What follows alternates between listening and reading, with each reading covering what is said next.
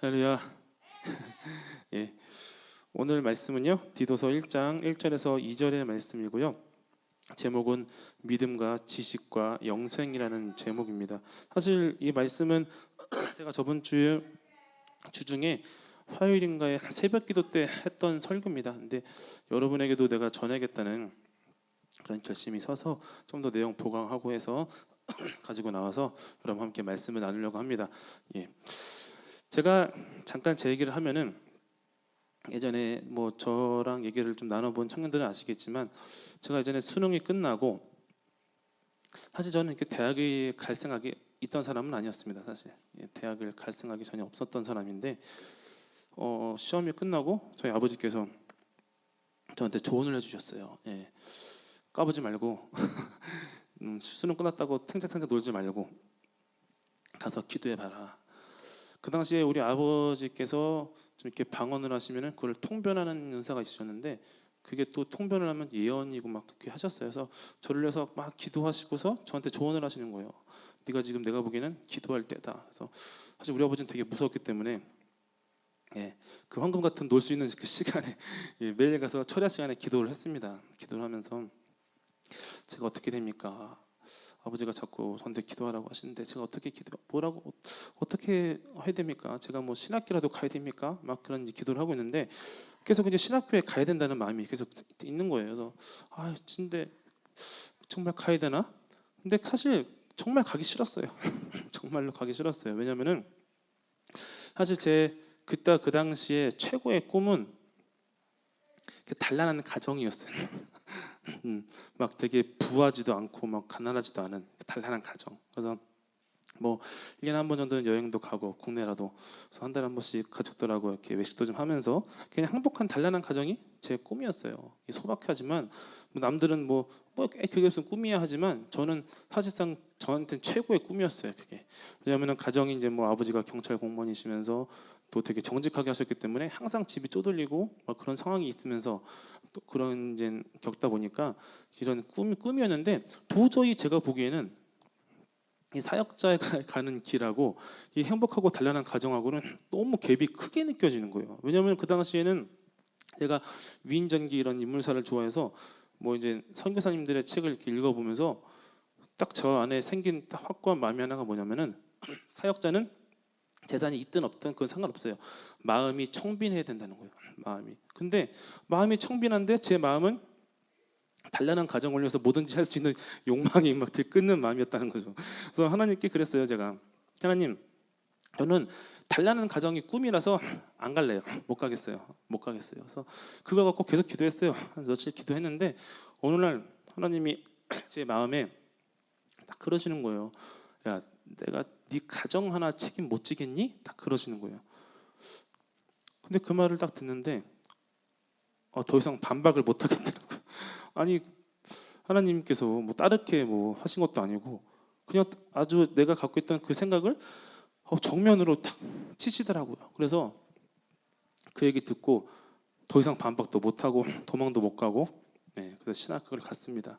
가서 방황도 하고 막 자충우돌 하다가 오늘 여기까지 오게 됐는데 제가 굳이 저희 누추한 이야기를 하는 이유는 뭐냐면은 여기에 사람이 갖고 있는 아주 기본적인 속성이 들어 있어요. 그게 뭐냐면은 사람은 자기가 중요하게 생각하는 것을 위해서 행동하고 방향을 잡고 그것을 위해서 산다는 거예요.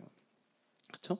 저도 행복한 가정이 목적이었기 때문에 그것을 위해서 제가 어떤 걸 배우고 어떤 것을 직업을 가져서 어떤 사람을 만나서 가정을 이룰 거라고 하는 나름대로의 플랜을 갖고 있었단 말이에요. 근데 그것이 어떻게 됐습니까? 하나님이 나를 부르신 그 부르심에 전혀 도움이 못 되는 상황이 되었다는 거죠.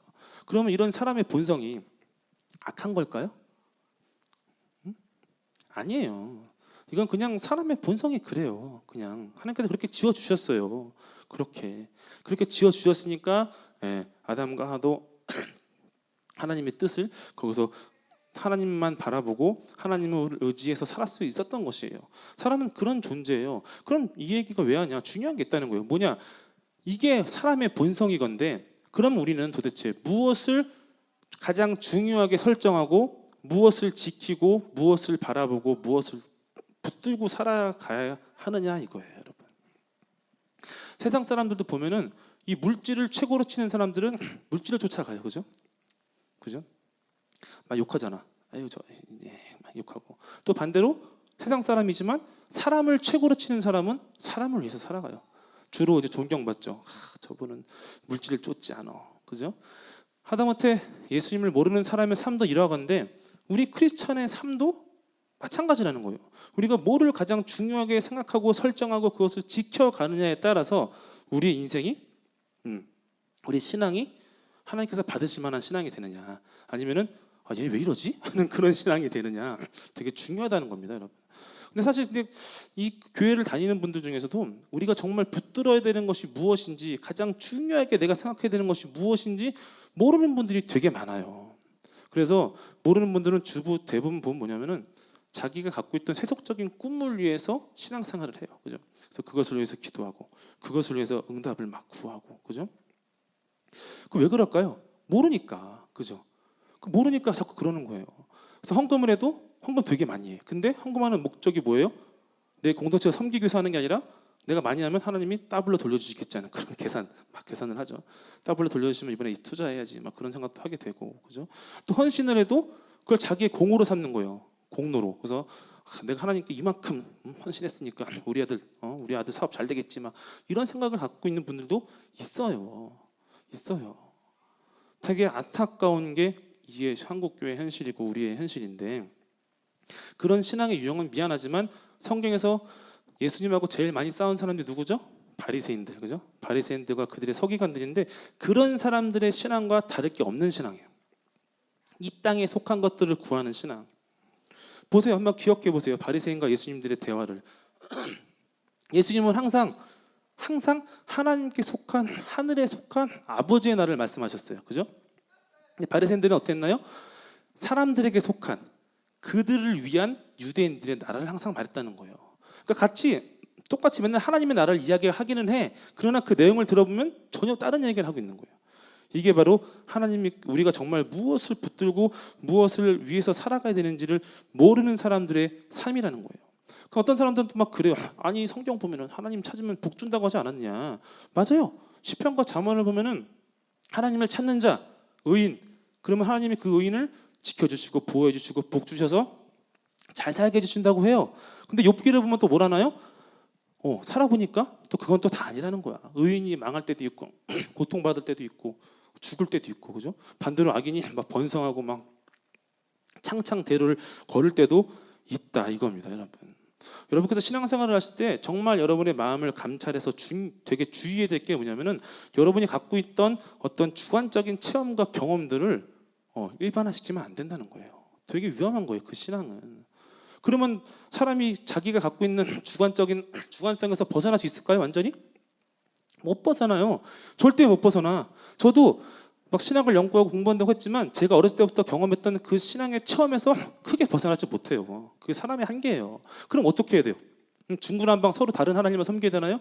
아니죠. 그래서 신학이 있는 거예요. 역사를 통해서. 그래서 기독교 역사가 교회 역사가 한 2000년 가까이 되는데 그 역사 속에서 신학자들과 교부들과 그런 많은 사람들이 연구하는 거예요. 앞에 선배들의 신앙을 연구하는 거예요. 그들의 신앙 고백을 연구해서 야 이거는 좀 위험한 것 같은데 빼버리고 그래서 이게 맞는 것 같아. 이 바울이 말한 거에도 부합이 되는 것 같아. 예수님의 말씀에 부합이 되는 것 같아 하면은 우리가 지금 오늘날 고백하는 정통교리라고 하는 정통 신앙이 성성이 된다는 거예요. 그래서 우리가 그것에서 벗어나면 안 돼요. 그래서 주의해야 될 게 내가 하나님께서 나한테 어떤 경험을 주셨어. 그러면 감사해야 돼요. 그죠? 그러나 그것이 다른 사람들한테도 똑같이 적용되는 생각은 어떻게? 지양해야 된다. 다른 사람들의 삶이 나랑 똑같다는 생각 가지면 됩니까? 안 됩니까? 말이 안 되는 거예요. 여러분 옆 사람 봐요. 얘가 나랑 똑같은 인생을 살았던 것 같아요? 옆 사람이? 완전 다른 인생이에요. 그죠? 완전히 다른 인생이에요. 하나님께서 각양각색의 사람들을 만나주신다고 분명히 성경에 써 있어요. 그러면은 그런 경험들로 함부로 남을 판단해서도 안 되고 마찬가지로 그죠? 잣대를 내서도 안 되고 그죠? 그래서 항상 우리가 생각하는 게 하나님을 믿는 우리가 선배들이 만들어온 쌓아온 정통 안에 있어야 된다. 한번 보세요, 여러분. 예수님을 믿으면 고난만 있나요? 그런가요? 그런 사람들 갖고 있는 사람도 있었어요. 그래서 과거에 중세에서 예수님 믿으면 수도사가 돼갖고 산속에 거기 절벽 위에다가 집 하나 지어놓고 거기서 사는 거야. 왜? 고난 속에서 있어야 돼. 예수님 믿으려면은. 맞습니까? 아니죠. 고난 당할 때도 있는 거예요. 그죠? 그럼 예수님 믿으면 무조건 막 다 잘 되나요? 아니죠. 잘 될 때도 있는 거예요. 그러면 우리 신앙인의 삶을 뭐라고 정의할 수 있느냐? 바로 하나님의 뜻대로 되는 것이 바로 우리 신자의 인생이다 이겁니다. 아멘. 여러분은 하나님의 뜻대로 살기 위해서 예수님을 믿는 거예요. 하나님의 뜻대로.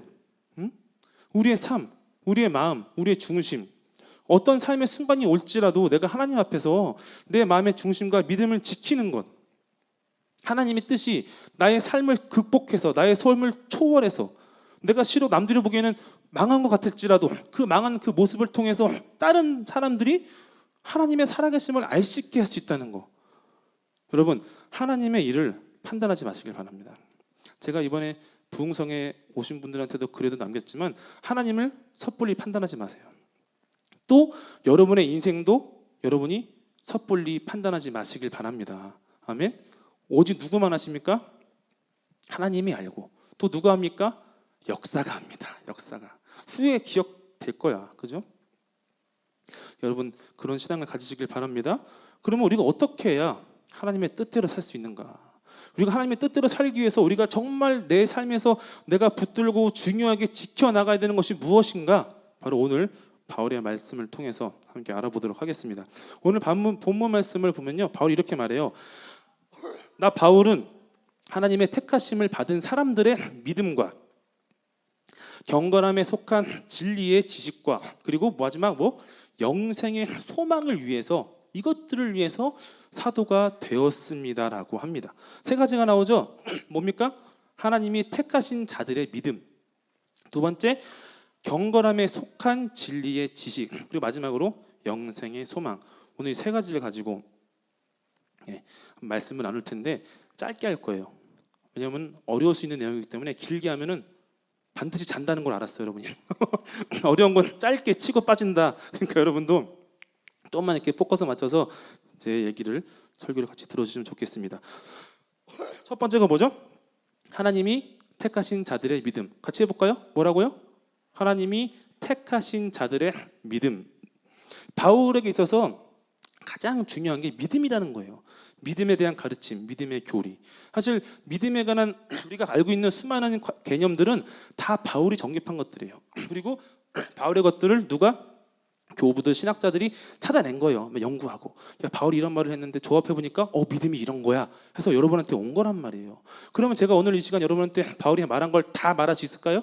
택도 없어요. 한 학기를 다 소비해도 못해요. 보통 2학기 해요.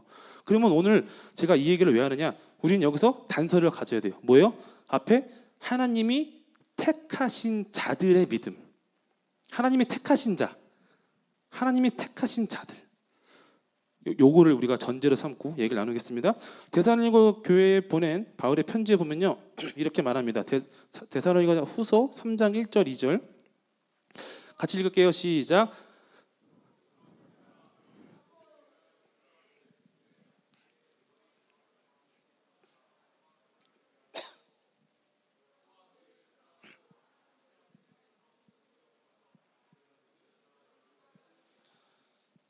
이 말씀을 보면은 바울이 지금 기도를 부탁을 해요.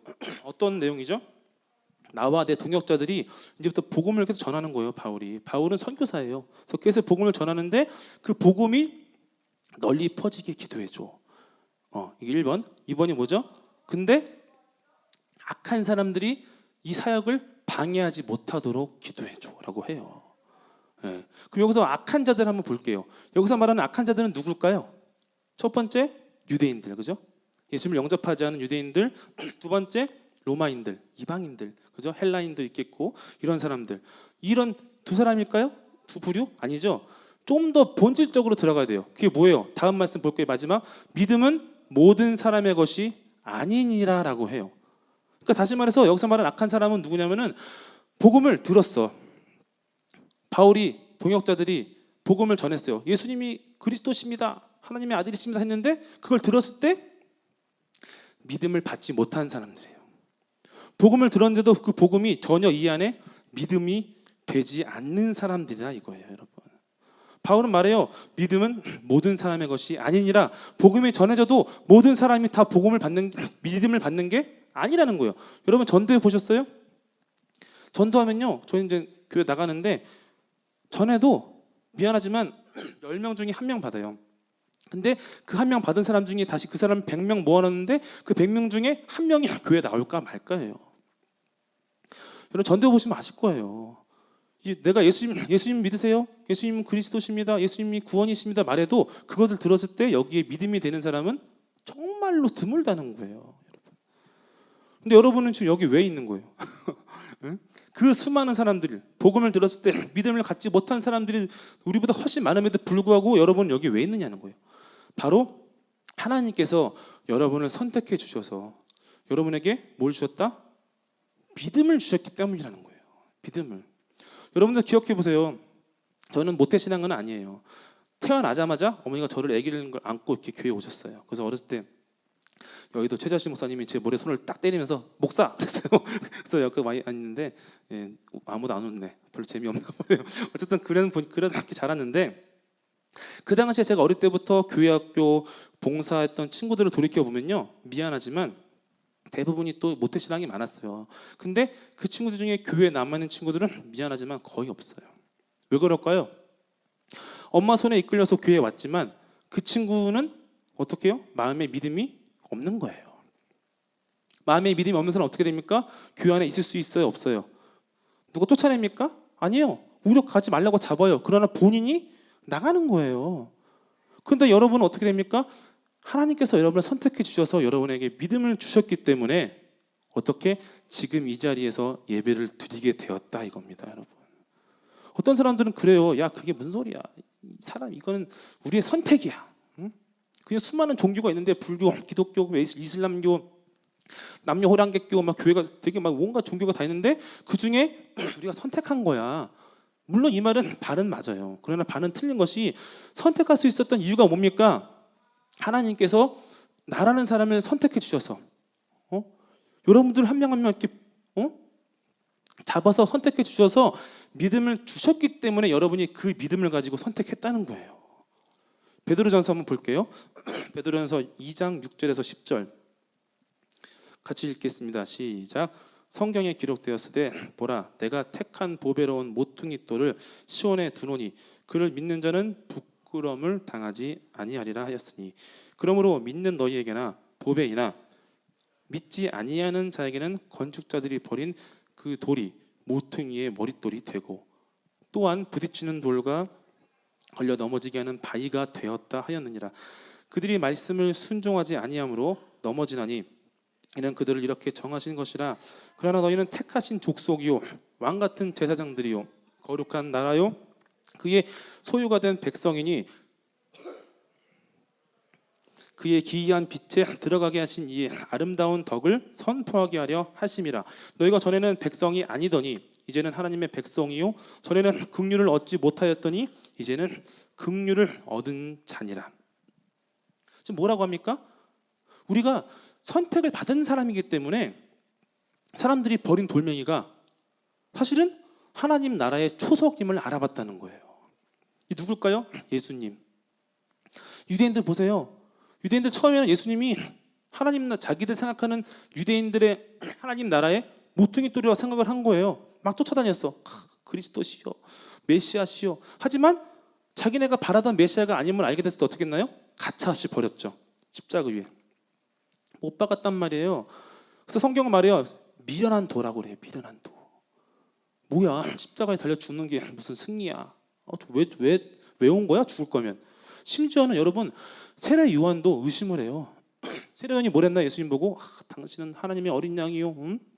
내가 당신의 신발끈을 들기도 부족합니다라고 했지만 정작 그가 감옥에 갇혔을 때 예수님께 사람을 보내서 뭐라고 물었습니까? 당신이 진짜 그리스도 맞나요? 짜가 아니야? 왜? 자기가 생각하던 모습이 아닌 거야. 예수님 하시는 행동이. 아니라는 거예요, 여러분. 여러분, 정말로 예수님께서 하나님을 알아보는 사람, 복음을 들었을 때 귀가 열려서 그 복음이 들려지는 사람은 누굽니까? 하나님께서 선택하신 사람들이다 이겁니다. 여러분은 그런 사람들이에요. 이 세상에 수많은 사람들 엄청나게 많지만 그 중에 여러분은 하나님께서 선택해 주셔서 복음을 들었을 때, 비록 어렸을 때는 엄마 손에 이끌려서 매맞으면서 끌려나오긴 했지만 그러나 그 자리에서 여러분에게 믿음을 주셨다 이겁니다. 여러분 힘드신 거, 인생이 어려운 거, 고통스러운 거 그때마다 기억하세요. 내가 누군지, 내가 어떤 사람인지, 내가 하나님께 선택받은 백성임을, 그리고 이 땅에서 하나님의 뜻을 나만 행할 수 있는 세상 사람들, 예수님을 모르는 사람들이 하나님의 뜻을 행할 수 있나요? 없나요? 실천할 수 있나요? 이루어드릴 수 있나요? 아니에요. 오직 여러분만이 실천할 수 있다 이겁니다. 그래서 왕같은 제사장이요. 또 뭡니까? 뭐라죠? 예, 소유된 백성이요. 그리고 세상 사람들은 아무도 하나님의 긍휼함을 잊지 못했지만 여러분은 하나님의 긍휼을 입는 백성이다 이겁니다. 여러분 이것을 여러분이 붙드시길 바랍니다. 여러분 이게 기쁨이에요. 그리스도인의 기쁨은 여기가 두둑해야지 기뻐지는 게 아니에요. 이것을 깨닫는 사람이 기뻐지는 겁니다, 여러분. 이 기쁨은요, 여러분이 삶이 인생의 전복이 되고 다시 일어서든 자빠지든 아무 상관없어요. 어디서든지 여러분은 이 기쁨으로 살 수가 있습니다. 이 기쁨이 그렇기 때문에 신자의 능력이 되는 것이다 이겁니다. 여러분 기뻐하시길 바랍니다. 그리고 이 기쁨이 여러분의 것이 되길 바랍니다. 여러분이 이 기쁨을 정확하게 알고서 이 개념을 정확하게 붙들어야지 여러분의 청년의 때, 지금 여러분이 겪고 있는 취업이 어렵고 학업이 어렵고 인간 대인관계가 어려운 이 현실에서 여러분이 예수님을 바르게 믿을 수 있습니다. 아멘. 두 번째, 짧죠? 두 번째, 뭡니까? 경건함에 속한 진리의 지식. 같이 할게요. 뭐라고요? 자, 한번 단어를 하나 쪼개볼까요? 첫 번째 경건함, 두 번째가 진리예요. 여기서 경건함이란 뭘까요? 경건이 뭘까요, 여러분? 여러분 생각하는 경건이 있잖아요. 그냥 착한 거, 건전한 거, 남들 다 보는 야동 한번 안 보는 거, 남들 다 가는 호프집 한번 안 가는 거, 그게 경건일까요? 아니에요. 디모데전서 6장 3절. 아니요. 디모데전서 6장 3절. 제가 안 보내드렸나요? 다시 제가 읽어드릴게요. 누구든지 다른 교훈을 하며 바른 말, 곧 우리 주 예수 그리스도의 말씀과 경건에 관한 교훈을 따르지 아니하면 뭐라고 한다고요? 주 예수 그리스도의 말씀과 주 예수 그리스도의 경건에 관한 교훈. 이게 뭡니까? 경건이 뭐예요? 바로 예수님의 경건이라는 거예요. 예수님의 경건, 예수님을 따르는 것. 그럼 진리는 뭘까요? 바울 서신에서 진리라는 뭐냐면은 예수님의 복음을 바울은 진리라고 그래요. 예수님의 복음, 하나님이랑 가까이 왔으니 회개하라, 돌아와라. 이게 바로 진리라는 거예요. 그러니까 다시 말해서 뭐예요? 경건함에 속한 진리의 지식이란 바로 우리가 예수님을 따르기 위한 지식이라는 거예요. 예수님을 따르려면 뭘 알아야 따를 거냐? 아무것도 모르면 따라갈 거예요? 하다못해 여러분 여행 갈 때 하더라도 지도책이라도 한번 보고 거기 맛집 검색해보고 숙소 검색해보고 뭐 알아야 갈 거 아니에요? 예수님도 마찬가지라는 거예요. 예수님을 알려면 뭘 알아야 돼요? 지식. 어떤 지식? 예수님이 뭐라고 말씀하셨는지, 예수님이 도대체 무슨 생각을 갖고 사셨는지를 여러분이 아셔야 된다 이겁니다. 그리고 이게 어디 나와 있습니까? 어디 나와 있어요? 성경. 그죠? 특히 그 중에 어디? 복음서. 자, 복음서 이번 주에 한 장이라도 읽으신 분, 한 장이라도 읽으신 분 복음서 전멸인가요? 여러분, 제가 내년에도 계속 할 거예요. 복음서 읽으시길 바랍니다. 여러분 예수님을 믿으셨다면은 예수님이 궁금하셔야 돼요. 아닌가요? 여러분 예수님이 궁금하지 않나요? 예수님은 그냥 여기 벽에 걸어놓은 십자가 같은 그런 존재인가요? 그냥 주일날 하루 와서 이 십자가 성은 씨, 예배 중이잖아요, 그죠? 조용히. 자, 예수님이 여기 걸려있는 십자가 같은 분인가요? 그런가요? 그냥 궁금해하지 않아도 되나요? 그냥 눈에 보이는 대로 그냥 십자가만 보면 되나요? 아니에요, 여러분. 여러분이 만약에 그렇게 생각하신다면 여러분 예수님을 우상으로 만드는 거예요. 예수님은 알아야 돼요. 여러분, 우리는 예수님을 통해서 우리는 이방인이에요. 사실 하나님께 구원을 받을 수 없는 이방인이란 말이에요. 근데 예수님을 믿음으로 인해서 예수님을 통해서 여러분이 지금 구원의 빛을 보게 됐다 이겁니다. 그러면 당연히 예수님이 여러분에게 최고의 관심사가 돼야 돼요. 예수님이 누군지. 아니 내가 예수님 믿으면 구원을 받는다는데 어떻게 구원을 받는다는 거야? 그리고 예수님이 누군데 나를 구원하겠다는 거야? 어떻게 나를 구원했다는 거야? 여러분이 찾아서 봐야 된다 이겁니다. 아멘?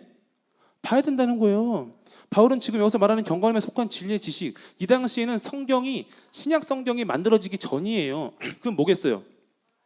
어떻게 이 경건함에 속한 진리의 지식을 알 수가 있을까요? 들어야지. 그죠?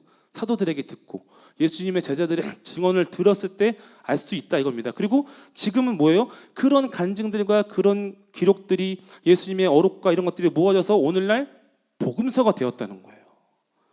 여러분은 굳이 들으려고 찾아다니지 않아도 돼요. 집에서 아침에 눈 떠서 눈 부비면서 화장실에 앉아서 핸드폰 켜서 생명의 말씀사 접속해서 말씀 딱 켜서 읽으면 된다는 거예요.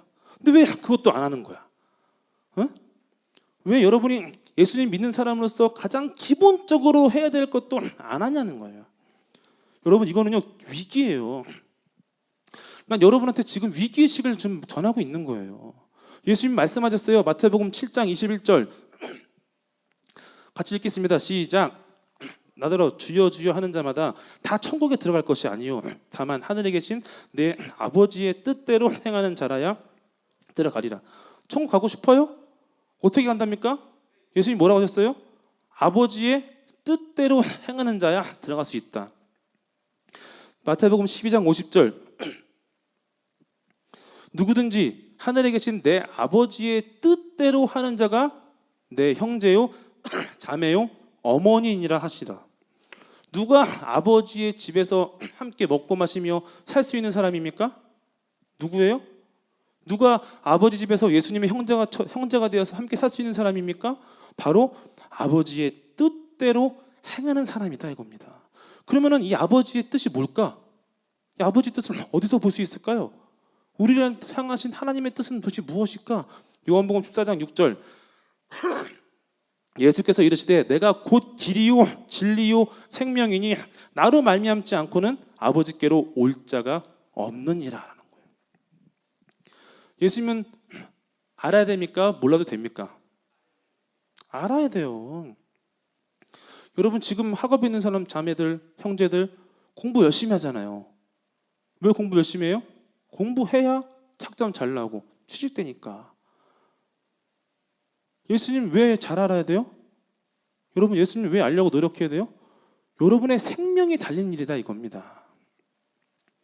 만약에 여러분 안에 전혀 아직도 교회에 이렇게 나오지만 믿음도 없고 예수님이 내 구주신지도 모르겠고 그런 분이라면 내가 어떻게 해드릴 도리가 없어요. 못 믿겠다는데. 그러나 내가 예수님 믿기로 했고 예수님을 믿으면 구원을 받는다는 확신이 있다면은 여러분 예수님을 알기 위해 애쓰시길 바랍니다. 힘쓰시길 바랍니다. 아멘. 일 끝나고 들어와서 직장 퇴근하고 들어와서 피곤하다고 드라마 켜놓고 있지 말고 미안하지만 드라마는 좀 이따 보고 복음서 한 장이라도 읽으세요. 응? 핸드폰 켜놓고 맨날 이렇게 게임 띵띵띵 하지 말고 복음서 한 장이라도 읽으세요. 복음서 한 장 있는데 미안하지만 5분도 안 걸려요.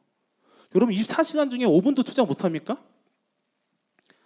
복음서를 읽어 예수님을 알아 예수님의 지식을 여러분이 가지게 되면 그것이 바로 우리의 삶을 변화시키는 하나님의 능력이 된다 이겁니다. 성령께서 맨날 성령 주세요. 성령 충만함 주세요. 기도 백날하면 뭐예요? 성령이 하시는 역할이 뭔데? 여러분이 읽은 복음서에서 읽은 예수님에 대한 지식을 성령께서 생각나게 해주시는 거예요. 떠오르게 하시고 깨닫게 해주신단 말이에요. 근데 여기 아무것도 안 들었으면 뭐 어떻게 하라는 거야? 그런 사람들이 주로 이상한 데로 빠져요. 이상한 지식으로. 이상한 막 신령하고 이런 데로 빠져버려요. 왜? 지식이 없으니까. 제가 예전에 그때는 고등부 맡았는데 그때 설교를 준비하는데 하나님께 너무 죄송한 거예요. 왜냐하면은 나한테 뭔가를 주시려고 하는데 여기 든 게 없으니까 하나님께서 주려고 내가 머리 뚜껑을 딱 열어보니까 소스가 없는 거야. 이거 뭐야? 내가 그걸 느꼈어요. 여러분 성령께서 여러분에게 역사하시길 바란다면, 정말 성령의 충만함이 그런 있는 인생이 되길 바라신다면 예수님을 더욱더 깊이 하시길 바랍니다. 오늘부터라도 늦지 않았어요. 오늘부터라도 성경 펴서, 성가책이 무거우면은 스마트폰 있잖아요. 그죠? 스마트폰 보면은 뭐 광고하는 건 아니지만 무료 앱도 되게 많아요. 그죠? 저는 그래도 신학생이라서 샀어요. 10,000원짜리. 개혁 개정, 개혁 한글, 새 번역, 공동 번역, 개정판, ESV, 국화문 번역, 셉투아진트 뭐 이런 거 샀어요. 무려 10,000원이나 주고 밥 한 끼 굶고. 여러분한테 제가 10,000원을 투자하는 말은 안 하잖아요. 그죠? 무료에 받으셔서 오늘부터라도 예수님 아는 열망이 여러분을 사로잡으시길 바랍니다. 아멘. 세 번째, 마지막 뭡니까? 같이 읽게요. 뭐죠? 영생의 소망. 뭐라고요? 영생의 소망. 자, 영생이 뭘까요? 죄송해요. 코를 수술했는데 아직 목이 좀 안 돌아왔어. 자, 영생이 뭘까요? 그냥 영원히 사는 건가요? 무슨 뭐 임모탈이에요? 영원히 사는 거예요? 영원히 살기 위해서는 뭔 짓을 못 하겠나? 불로초 따라 막 사람 보내고 수은 마시고 막. 여러분, 성경에서 말하는 영생은요 그런 게 아니에요. 볼까요? 디모데후서 1장 1절. 하나님의 뜻대로 말미암아 그리스도 예수 안에 있는 생명의 약속대로 그리스도 예수의 사도된 바울은. 영생이 뭡니까? 바로 예수님 안에 있는 생명의 약속이라 이거예요. 근데 이 생명의 약속은 내용이 뭐냐? 예수님과 함께 죽은 사람이 어떻게? 예수님과 함께 부활해서 예수님과 함께 영원히 산다는 거예요. 전제가 뭐예요? 예수님과 함께 어떻게 된다? 죽어야 된다. 죽어야 된다. 볼까요? 로마서 6장 4절 5절 같이 읽을게요. 시작. 세례를 받음으로 그와 함께 장사되었나니 이는 아버지의 영광으로 말미암아 그리스도를 죽은 자 가운데서 살리심과 같이 우리로 또한 새 생명 가운데서 행하게 하려 함이라. 만일 우리가 그의 죽으심과 같은 모양으로 연합한 자가 되었으면 또한 그의 부활과 같은 모양으로 연합한 자도 되리라. 뭐라고 합니까? 예수님과 함께 죽은 사람이 부활한다는 거예요. 또 예수님과 함께 죽은 사람은 어떻게 됩니까? 그 부활의 생명으로 행하게 된다 이겁니다, 여러분. 어떤 사람들은 생각해요. 영생이라는 거를 죽으면 받는 거야. 내가 죽어야지 영생이 시작되는 거야. 맞나요? 성경은 그렇게 말하지 않아요. 영생은 예수님을 믿는 사람들한테 이미 다 주셨습니다. 아멘? 여러분 예수님 믿으세요? 그럼 여러분 안에 예수님의 부활의 생명이 이미 들어와 있습니다. 여러분이 바로 영생하는 존재들이라는 거예요. 영생하는 존재. 이것도 제가 그 부흥회 그 카톡에 말했던 건데, 세상과 함께 사는 사람들은요 세상이 사라질 때 어떻게 됩니까? 같이 사라집니다. 그러나 예수님과 함께 사는 사람은 어떻게 됩니까? 세상이 다 사라져도 그 사람은 사는 거예요. 그게 바로 영생이다 이겁니다. 영생을 받았으면 어떻게 돼요? 이제부터 영생으로 살아야죠. 그전에는 세상과 연합해서 세상의 상식과 세상의 지식과 세상의 생명으로 살았다면 이제부터는 그리스도와 함께 연합하여서 그리스도의 영생의 생명으로 살아야 된다 이겁니다. 갈라디아서 2장 20절 유명한 말씀이죠. 같이 읽겠습니다. 시작.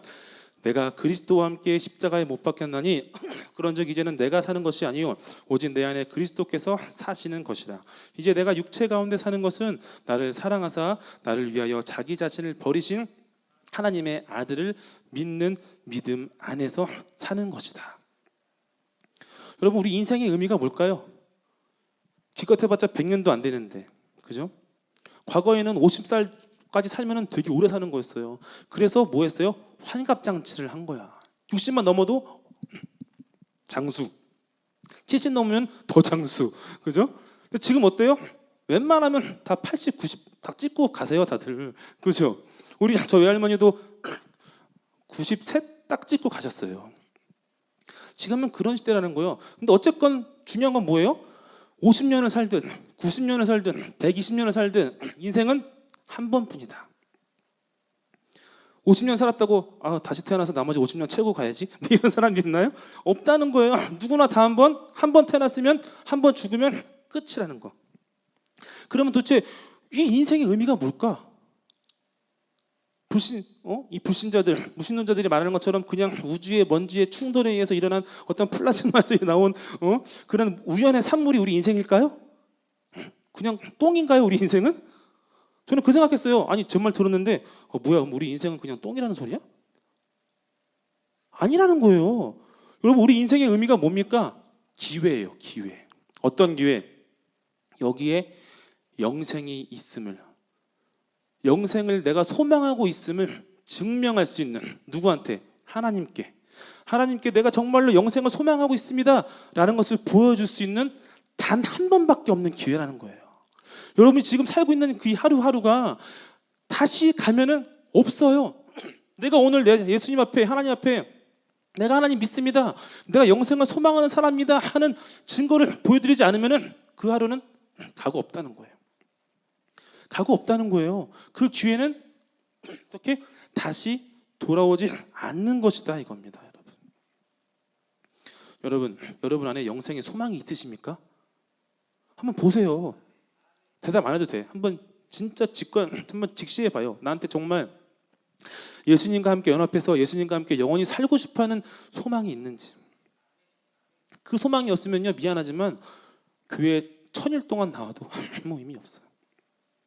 정말로. 여러분의 마음을 감찰하시길 바랍니다.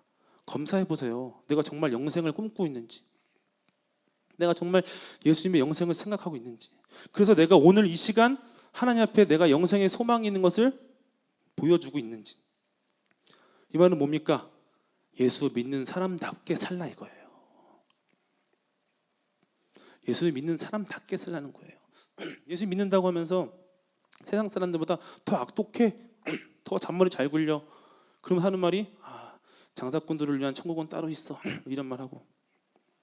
그분들은 미안한 말이지만 영생의 소망이 없는 사람들인 거예요. 미안하지만 영생의 소망보다는 뭐예요? 이 땅의 소망이 더 큰 분이라 이거예요. 여러분, 영생의 소망을 가지시고 하루하루 그 생명을, 소망함을 보여줄 수 있는 그런 예수 믿는 사람답게 살 수 있는 그런 청년들이 되시길 바랍니다. 벌써 3가지 다 지나갔죠? 말씀 마무리하겠습니다. 여러분, 오늘 우리가 배운 거 3가지 정리해 볼게요. 첫 번째 뭐였죠? 믿음을 받았으면 내가 기뻐하자. 왜? 믿음은 아무나 가지는 게 아니라는 거예요. 여러분, 친구들 봐요. 미안하지만 나 중고등학교 때 같이 맨날 밤늦게 놀고 싸돌아다녔던 그 친구들 연락이 안 돼요. 왜? 믿음이 없어요, 그 친구들은. 근데 오히려 신학교 가서 만난 친구들은 지금도 가요. 왜? 믿음이 있으니까. 근데 미안하지만 여러분도 아실 거예요. 학교 가봐요. 직장 가봐요. 여러분 주변에 믿음 있는 사람이 얼마나 있습니까? 여러분, 믿음이 있음을 여러분이 기뻐하시길 바랍니다. 이 기쁨이 여러분의 것이 되길 바랍니다. 두 번째는 뭡니까? 예수님을 깊이 알자. 예수님을 알기 위해서 열망을 갖자. 예수님 알고 싶어서 배고파하자. 예수님을 알고 싶어서 목말라 하자. 여러분, 복음서 읽으시길 바랍니다. 아멘. 기도하고 복음서 읽으세요. 그리고 성령께서 인도하실 것을 믿으시길 바랍니다. 세 번째, 예수님 믿는 사람답게 살자.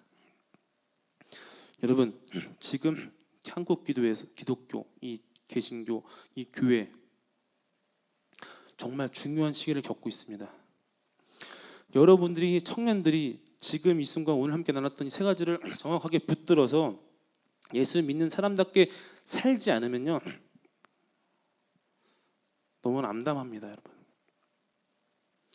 여러분 인생에서 제일 중요한 게 뭐였나요? 이제까지? 제일 중요한 게 뭐였나요? 저는 저의 인생을 돌이켜보면요, 하나님께서 저한테 계속 요구하신 게 딱 하나 있었어요. 네 인생을 나에게 줘. 네 인생 내 거 하자. 네 인생 나한테 줘. 계속 요구하셨어요. 그러면 이거를 뭐 내가 전도사라서 나한테만 요구하시는 걸까요? 아니에요. 여러분한테도 하나님께서 지금 이 순간에 손 내밀고 계세요. 내 손 잡아. 앞으로 네 길은 내가 인도할게. 네 인생 내 거 하자. 네 인생의 키 조정대 나 줘. 내가 운전할게. 계속 손 내미신다는 거예요. 그런데 이것을 여러분이 어떻게 맡길 수 있습니까? 오늘 배운 세 가지. 기뻐하자. 믿음의 있음에 기뻐하자.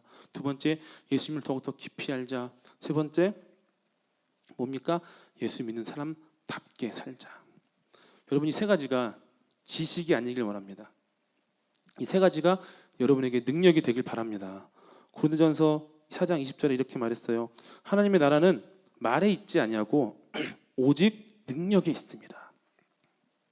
이 말이 뭘까요? 막 기적 행하는 능력을 말하는 걸까요? 아니에요. 하나님의 말씀이 그냥 지식이 아니라는 거예요. 여러분의 삶을 변화시키는 하나님께서 주시는 능력이다 이겁니다. 믿으십니까? 믿으십니까? 여러분 돌아온 한 주 이 세 가지를 붙드시길 바랍니다. 이 세 가지를 바라보시길 바랍니다. 그래서 아침에 깼을 때 내가 선택받았구나 기뻐하시고, 또 복음서 읽으면서 예수님 알기 위한 열망에 사로잡히시고, 그리고 하루에 한순간이라도 예수님 믿는 사람답게 살 수 있는 그런 결단과 도전이 여러분 안에서 일어나기를 바랍니다. 다음 주에는 어떻게 여기 위가 부른 거 말고 여러분의 영이 예수님의 지식으로 배불러서 다시 모이게 되기를 바랍니다. 아멘. 다시 말하지만 살아서 만납시다. 아멘. 다음 주에 다크서클만 흘러내려서 죽은 상태로 만나지 마시고 영이 살아서 영과 진리로 하나님을 예배할 수 있는 다음 주 주일 예배가 되기를 바랍니다. 아멘. 기도합시다.